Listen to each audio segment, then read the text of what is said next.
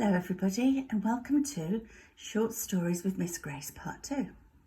For today's story I've chosen something that is going to be beneficial for all of us. Doesn't matter how old we are or what our reading skills are like. This story can really help us with those times when we are worried about something, or worse, when we are worried about lots of things. It's called The Huge Bag of Worries.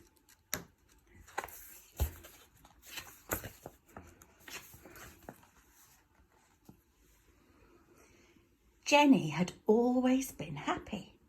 She had a lovely mum and dad, she had a great brother, well, most of the time.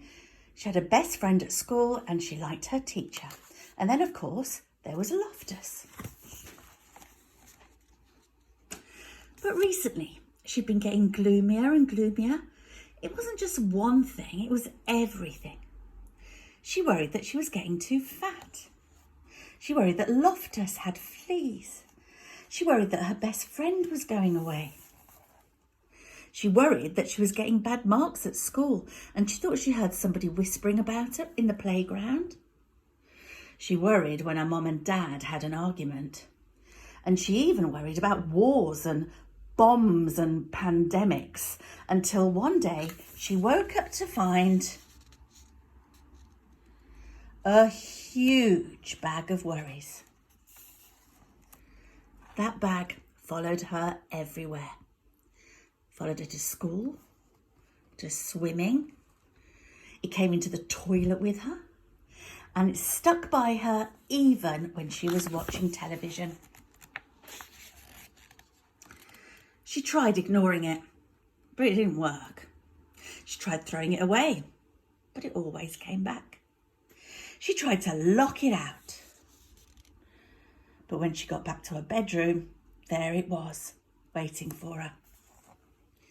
It was like a horrible shadow that she just couldn't get rid of. What could she do? She asked her brother for help, but he was busy with his computer game and all he said was, "I don't know what you're talking about. I don't have any worries." And after that, she didn't feel like asking anybody else. She knew that she'd only feel stupid. Mum would probably say, "You've got no worries that I can see. You're a lucky girl. You've got your health, your friends, your family. What more do you want?" So she decided not to tell her. Dad might know what to do, but then she thought again, no, Dad had enough worries of his own. She couldn't ask him. Every day, things got worse. The bag got bigger and bigger and bigger.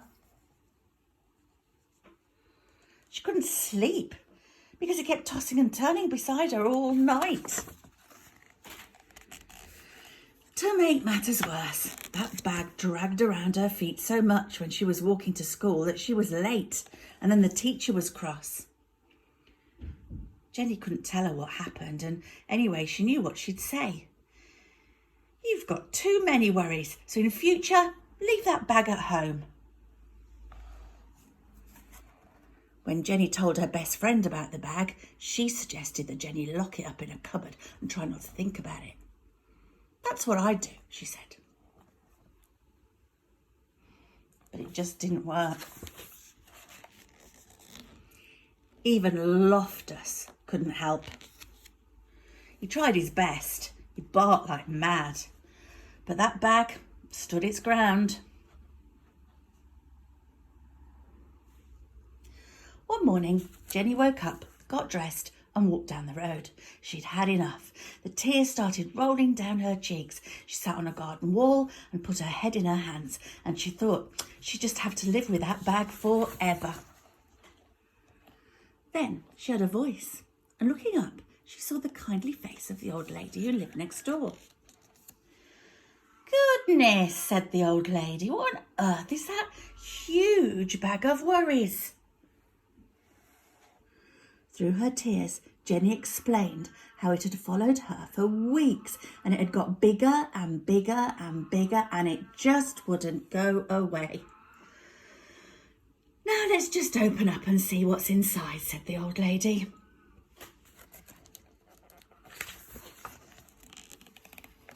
But Jenny said that she couldn't, because if she opened that bag, the worries might jump out, and then who knew what might happen then? Nonsense, said the old lady firmly. There's nothing to worry about. There's nothing worry hates more than being seen. If you have any worries, however small, the secret is to let them out slowly, one by one, and show them to somebody else, and then they'll soon go away. So Jenny opened the bag. The old lady sorted the worries into groups. Jenny was astonished just to see how small they looked when they were out in the open. Half of the worries disappeared because lots of worries, they just hate to see the light of day. And as for the rest, well, the old lady puts them in her shopping basket to deal with herself. Some she sent packing because she said that those worries belonged to other people. And some she just blew a kiss to. And some, she said, were worries that everybody had, even Jenny's family, her friends, her teacher. And as for that bag, well,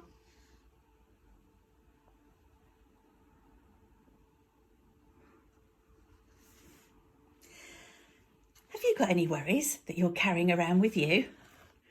Why don't you try unpacking them and seeing if you can sort them? There's always somebody who will listen to your worries and who will help you to deal with them. And then you'll be able to take your own worry bag and you'll be able to throw it away. Tune in a couple of days for the next story. Bye-bye.